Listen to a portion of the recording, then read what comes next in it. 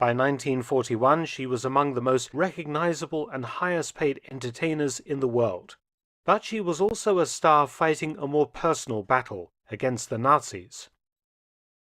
In the late 1930s, Dr. Goebbels' propaganda ministry made approaches to her to return to Germany and star in German movies.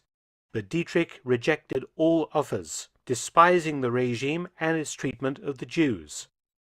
Dietrich owed her fame to her collaboration with Jewish director von Sternberg, and worked closely with and was friends with many émigré Jews in the entertainment industry.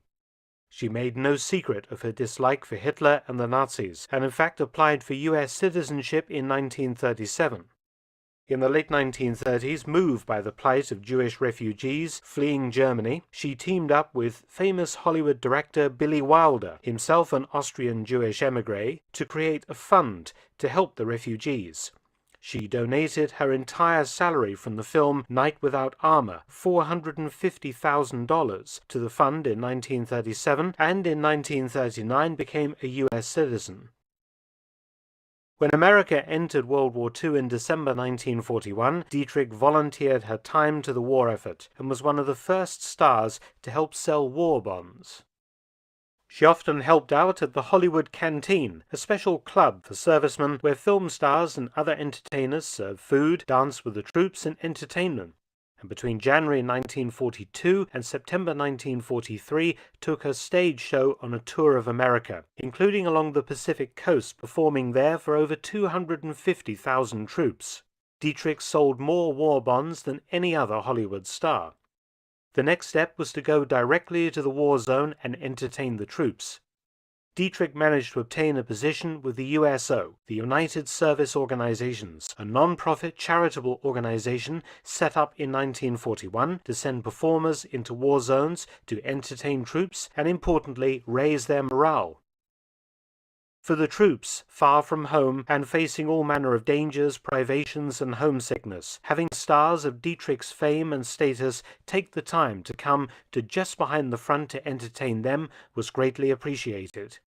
The USO performing troops combined comedy, songs, and music, and the venues were often extremely basic. And the USO performers and musicians lived in basic accommodations, with equally limited washing facilities and the same food as the units that they visited. They were usually well within range of enemy air attack and often in range of German artillery, and the men they entertained might be dead or wounded soon after the shows. These USO tours deeply affected the stars who provided them, none more so than Marlene Dietrich. On the 14th of April 1944, Dietrich flew out of LaGuardia in New York aboard a Dakota aircraft with her USO troop, traveling via Greenland, the Azores, and Casablanca, then onwards to Algiers in North Africa. She mounted shows in Algiers to huge and very appreciative audiences of GIs. She was also able to reunite with the love of her life, French film star Jean Gabin, who was then serving as an officer in the Free French Forces. From North Africa, Dietrich's troop was flown to Italy and attached to a Texan division, the 34th Infantry.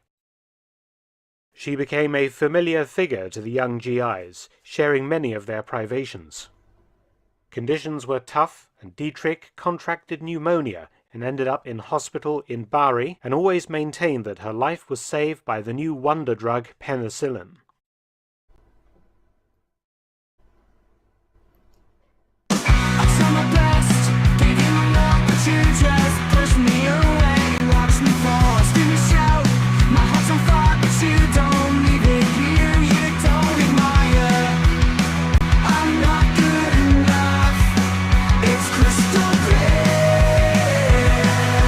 Keep me locked up in this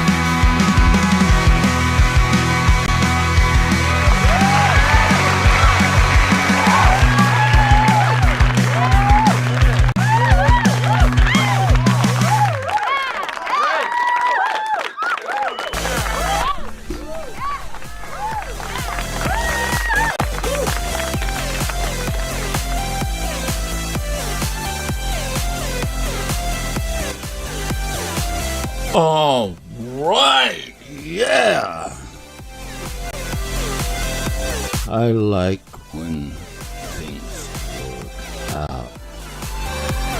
How's it going, everybody? Good to see you.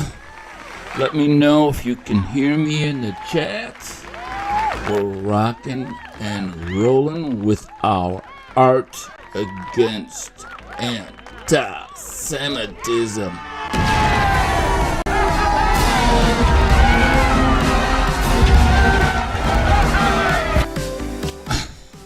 Yeah! So, we'll turn down the tunes just a little bit.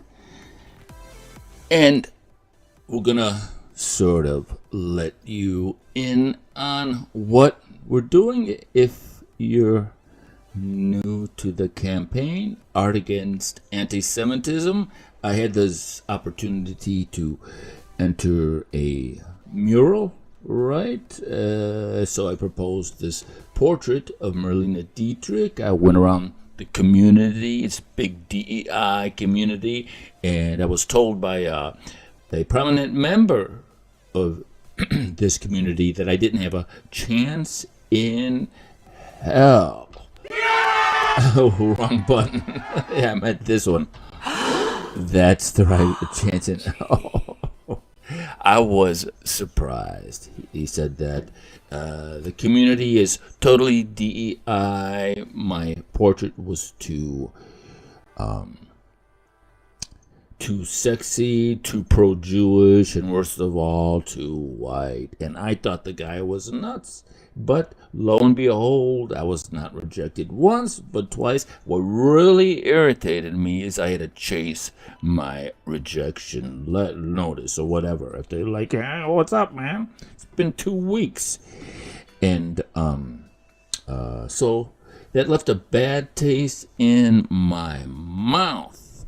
And then combine that with the cognitive dissonance of these goofballs. Queers for Palestine? Really? You know, come on. That deserves laughter. You can't be this stupid. Queers for Palestine? All right? In the backdrop of the hostages just returned, right? So this idea that you're going to go around and promote a unity with people who hate you, who would do, who want to do this to you. All right, there's kids. There's a kid in that coffin. All right, so just this idea of the cognitive distance, the stupidity in trying to equate Israel with a white, toxic, colonialist male. Right? So my side hustle is trying to make goofballs like these go absolutely mental.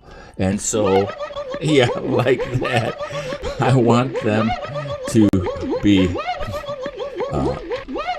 completely losing their minds. And so what's the way that I could use my sort of side hustle, my artistic abilities? And that would be to start a campaign where we celebrate the Jewish culture. Instead of going around saying, you guys are morons, I mean, you can, that's not really a good place to be, right? Even though that's my personal opinion, and, you know, everybody has the right to their opinion, like, you know, chickens for KFC, I mean, come on.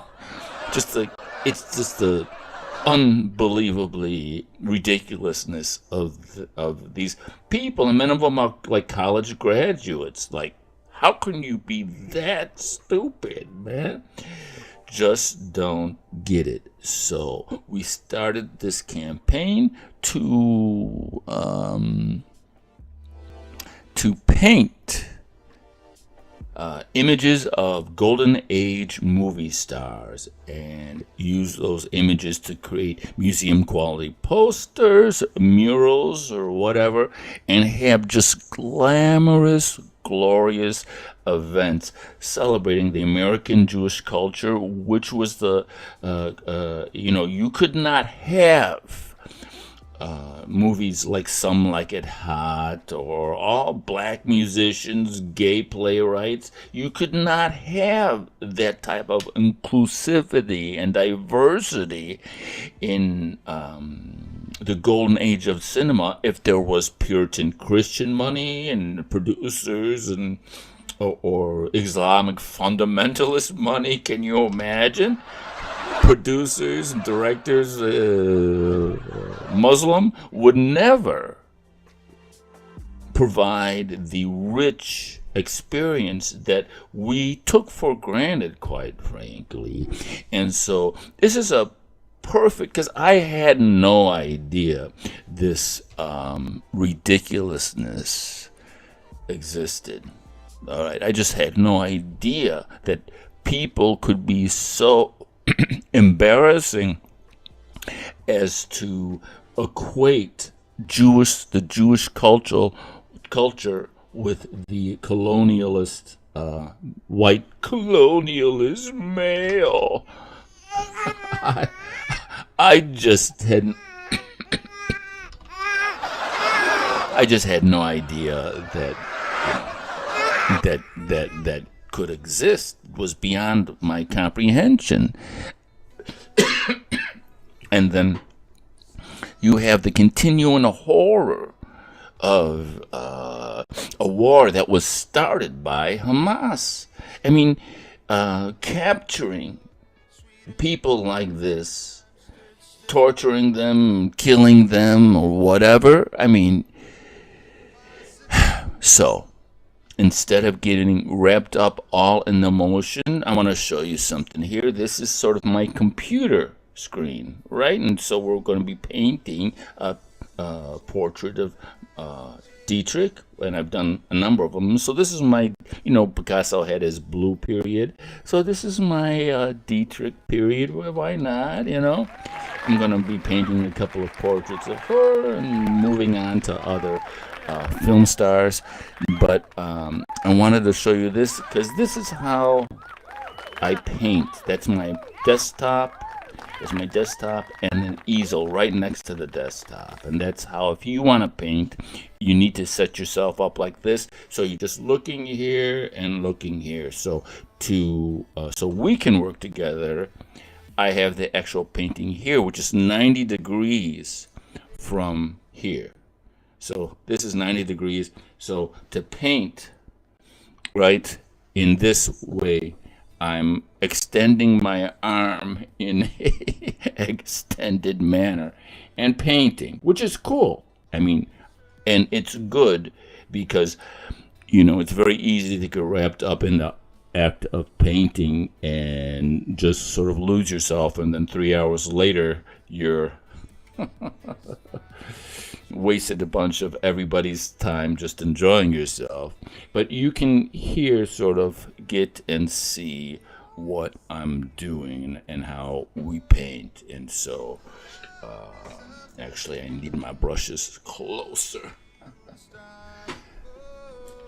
And so let's see if I can hear. Okay, here we go. So if anybody's interested in joining me in this sort of, oops, sorry, push the wrong button and all hell breaks. So this, okay, here we go. Gotta remember everything. So this is the painting, and I usually like to work when I'm starting out.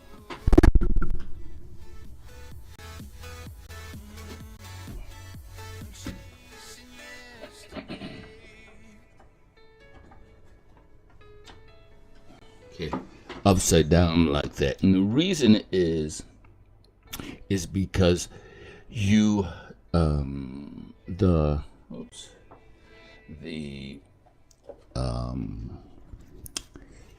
especially with a portrait, okay? Because everybody's got a nose and everybody's got a face, and the irresistible tendency is to draw or outline a to outline the lips or the nose. You do not want to be outlining anything. What you want to do is focus on tone and placement. The correct placement of value on the canvas. That's all you're concerned about. You're not concerned about lips or noses or eyes, because then your ego gets into it and you're like, I'm gonna make this thing perfect, man. Oh, everybody's going to look at my painting and they're gonna say, oh, what a beautiful painting, right? And so those ideas of your future greatness get in there, and they kind of cloud up the artistic process, because nobody cares about how great you think you are. Your objective is it's almost like a military operation. You secure the perimeter, and by doing it like this, by just creating a black and white representation and then turning it upside down, you're securing the perimeter, getting the areas sort of defined where you're going to engage, and then you're going for the kill, right? And then you start, and if you need the lines, when you're starting out, throw in your grid lines, man. Do whatever you gotta do to get the placement correct. And then once the placement is correct, you can start to add tone. And that's what we're going to talk about today here a little bit. All right. So we can go slideshow. Let me sure. Okay, yeah, we got to do every time I got to do this. Why can't you remember, man? Mouse pointer is visible. Pop up in a window. Come on. All right. There we go. And just like when you're painting, on your desk, you want the images to be about the same size. So we're doing pretty good here. They're about the same size. And like we were saying last time, you want to just lose the fact that you're painting a face, and you want to create whatever sort of shapes that you see and invent your own thing. Like if you look here, right? Where are we? We're right here. All right. So can I go like this and get a close up? Let me see. Yeah, okay. So, like, just imagine, like, this is a Beulah whale or whatever with a mask on. He's gonna rob a bank, right? And there's his nose. He's got a smile right there. And there's his fin. Oh, all right? And then when you remove the fact that you're painting an eye, the ability for you to recreate that cartoon character is just so much easier. So let's take a look and see if we can find Beulah the whale. So if we look here, okay, I can do it like this. Still getting used to my setup. So, yeah, we got Beulah the whale here. It's not a little tiny bit off like the... oops. How we doing? this way a little bit.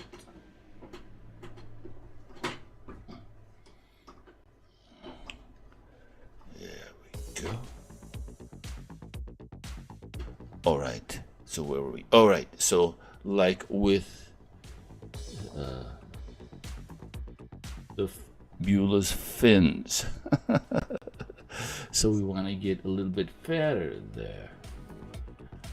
And that's kind of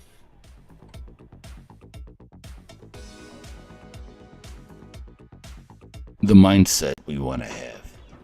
We can crank up the tunes a little bit here. Hold on 1 second. I gotta move my tune thing. There we go. That sounds cool. Let's give a little round of applause for the tunes. All right.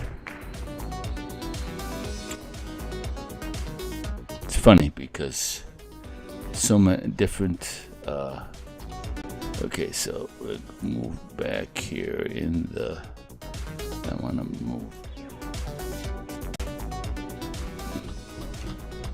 There we go. All right, and so over here we have our values. I gotta remember. I gotta get a leveler mic. I think that's the solution than doing this all the time. Okay, so yeah. All right, yeah, we're working it, and we've got our lightest lights and our darkest darks. And I think I need a little bit more titanium white. And then you set up your tool chest, which is just you take a little bit of this and a little bit of that, a little bit of titanium white in my life. And you get a color that's about halfway in between. We could get a little bit darker. And that's good. Right? And then I always have I cut up a bunch of paper towels into squares and clean up like that. And then this is what I kind of wanted to tell you. It's always dark into light. All right.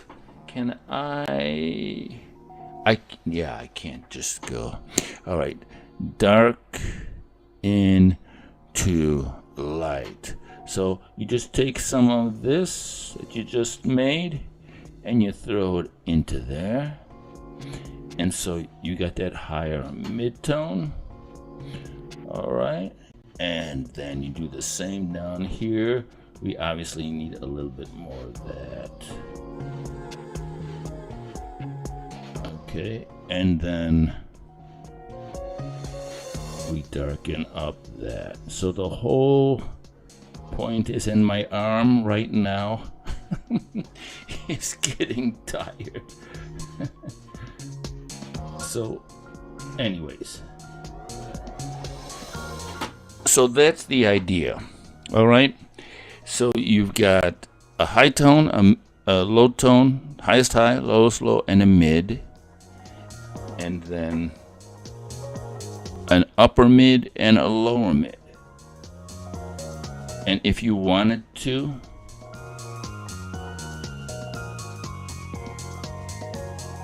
you could split those up into finer measurements if you want. And then the other thing I wanted to show you is basically what's a good rule of thumb is you want a brush for each tone. I'm got to the point to where I'm painting where I just have a brush for the low tone and the mid tone and I'm painting small enough. Usually if you're painting bigger, you should really divide the brushes up. So you have a high tone, mid tone, low tone, and then, so if you have five values, you should have 5 brushes that correspond to those values in sort of the general rule. But I just blessed around with these 3 and cleaned them up as I go. So let's take a little bit of time to see what we do now as we move into, so this is my computer screen, right? This is what I'm looking at to broadcast.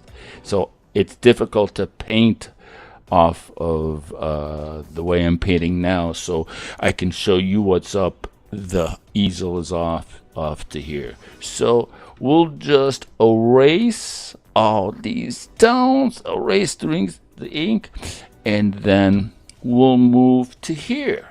All right. So now we were talking about that beluga whale before. So we'll start the slideshow from the current slide to get a better look. And we'll go here. Come on.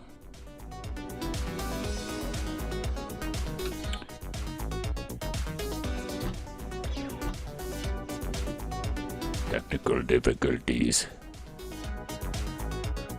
There we go.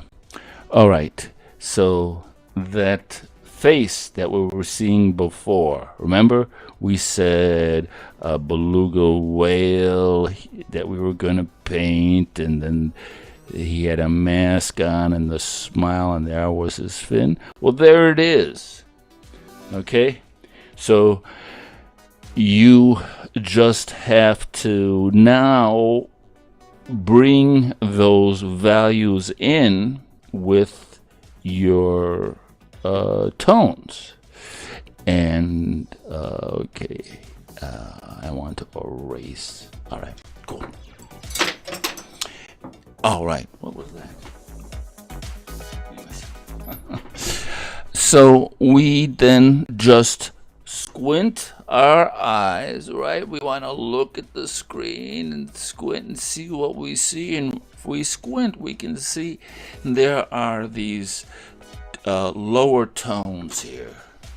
So we'll go here, maybe bring, and so now I'm mixing right here. And I want, if I go squint my eyes, we can see some of these lower tones that are just above the darkest dark here.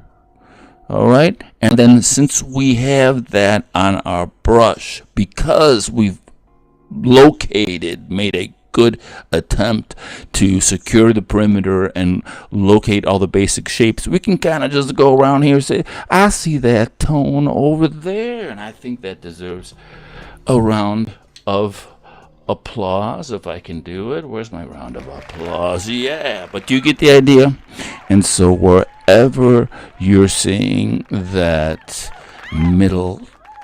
middle-ish tone, you kind of just go around, and you want to keep it as loose as you can for as long as you can. And again, you don't want to be doing cheeks or noses or anything like that. All right.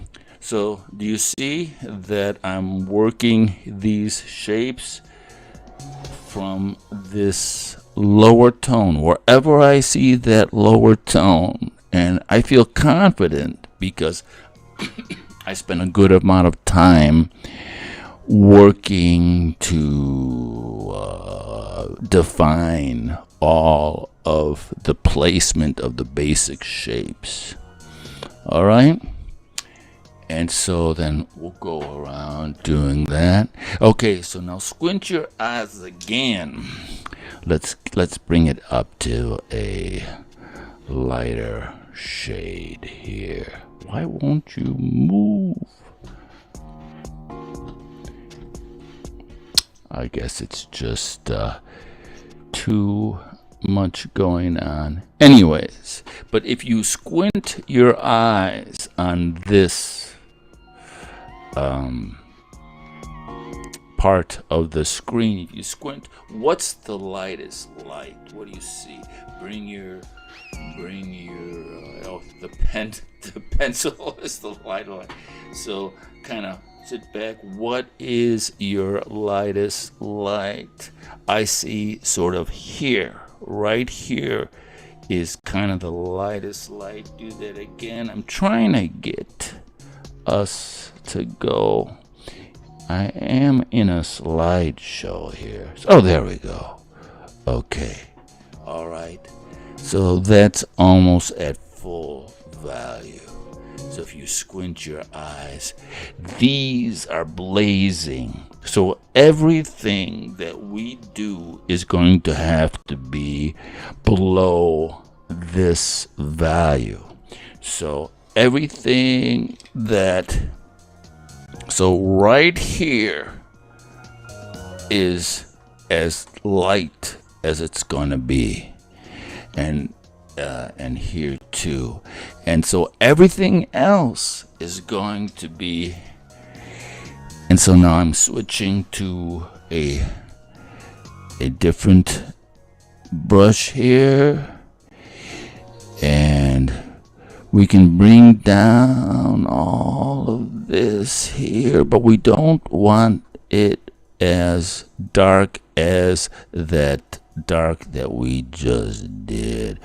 And so we'll go around and we'll see where else we can put the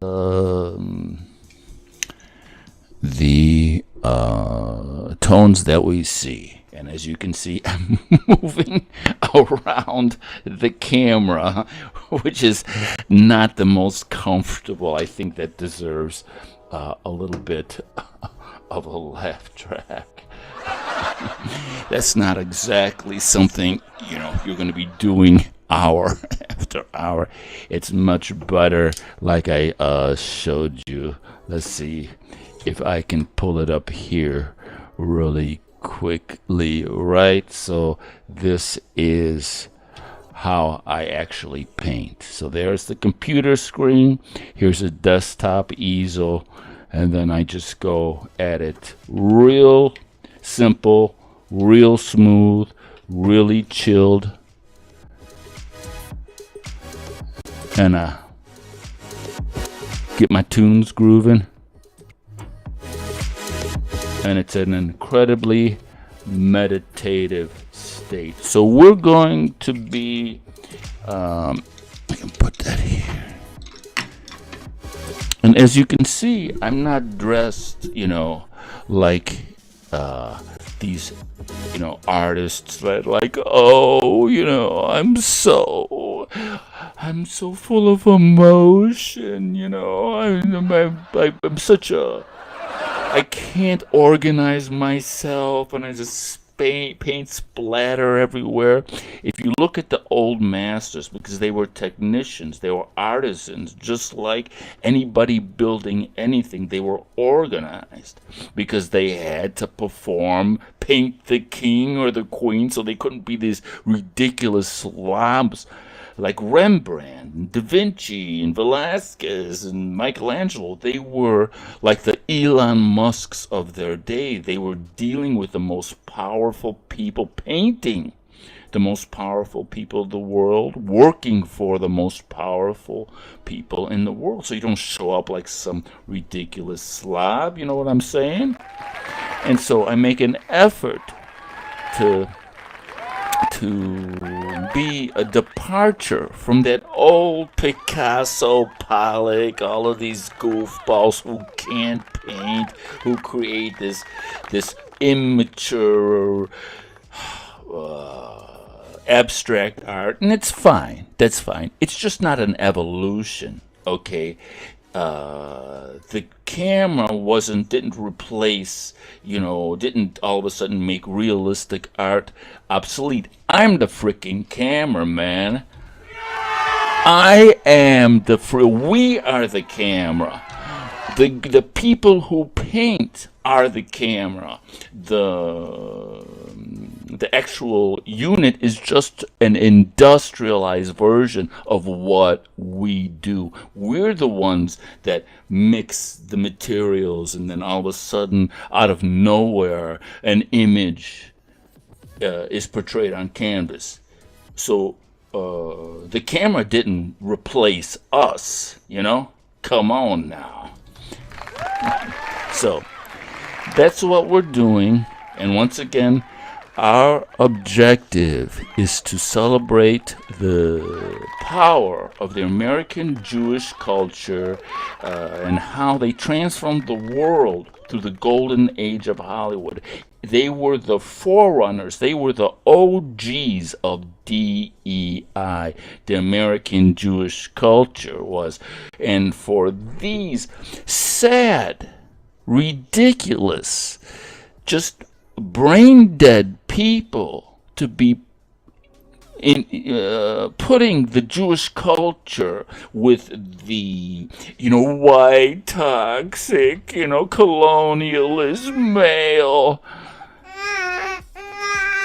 They should be celebrating the culture that made DEI possible. Black musicians, gender-bending characters like Marlene Dietrich and Marilyn Monroe crossed Tony Curtis and Jack Lemmon cross-dressing in like 1959. I mean, come on. That deserves a bound, baby. So, that's what we're doing, because our job, okay, these people, right? We want them to get so hysterical at all the fun that we're going to be having, and all the beautiful art that we're going to be making, and all the beautiful women. It's like, can't even decide what a woman is, right? So we want that type of group of people to be doing that. We want our art to provoke this. What do you say? That's the goal of this campaign. Anyways, so you can see I just could not believe that any group of people could be afraid of a portrait of Marlene Dietrich. Oh my God. Anyways, so let's watch the video again. I'll show you my video that I created to celebrate the rejection of my mural proposal, and we'll call it day. All right, here we go. I try my best, gave you my love, but you just pushed me away, watch me fall, scream and shout. My heart's on fire, but you don't even hear, you don't admire. I'm not good enough, it's crystal clear. You keep me locked up in this prison fear, when I wanna sleep, bleed for you, but it's never enough, nothing I do.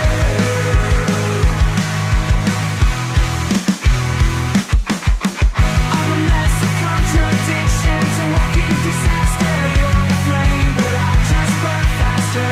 I'll damn these walls, I'll break the chains, but you'll still find a way to drive me insane.